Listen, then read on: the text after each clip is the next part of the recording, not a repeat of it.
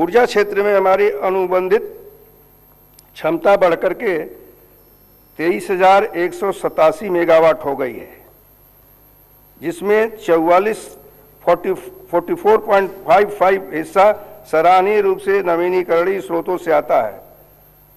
ग्राम पंचायतों तक पहुंचते हुए डिजिटल कनेक्टिविटी का भी विस्तार किया गया है। The government is also committed to transforming Telangana into a global hub for innovation, investment and sustainable development. In this direction, the government recently organized the Telangana Rising Global Summit in Hyderabad for 2 days. The summit brought together leading investors, global business leaders and prominent industrialists from various sectors. During the summit, several memorandum the understanding were signed with investors expressing their commitment to invest rupees 5.75 lakh crore.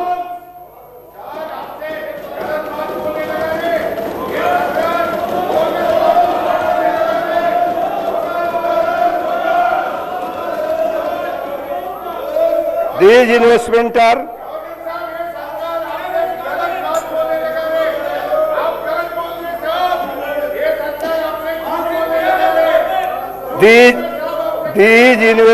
are expected to accelerate economic growth, generate large-scale employment opportunity, and strengthen Telangana's position as a leading destination for the global investment.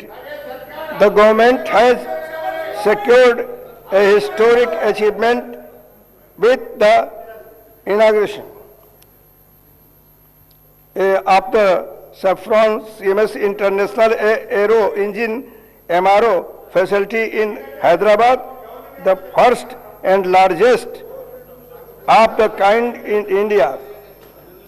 हाल ही में हैदराबाद में 23वें bio Asia 2026 अंतर्राष्ट्रीय सम्मेलन का आयोजन किया गया, जिसमें 1700 करोड़ रुपए के निवेश को आकर्षित किया है।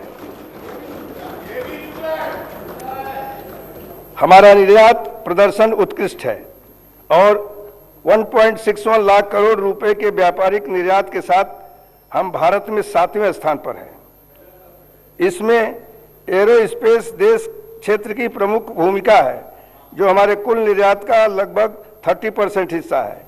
मुझे यह बताते हुए अपार हर्ष हो रहा है कि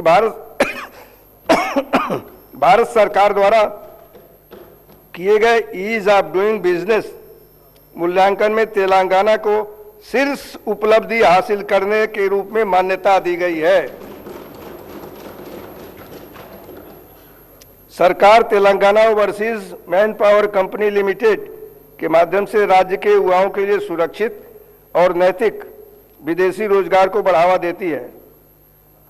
इस एजेंसी ने स्वास्थ्य सेवा, आतिथ्य निर्माण और लॉजिस्टिक जैसे क्षेत्रों में यूएई, जर्मनी, जापान, यूके और कनाडा सहित 16 से अधिक देशों से 13,930 से अधिक उम्मीदवारों को सफलतापूर्वक नियुक्त किया है।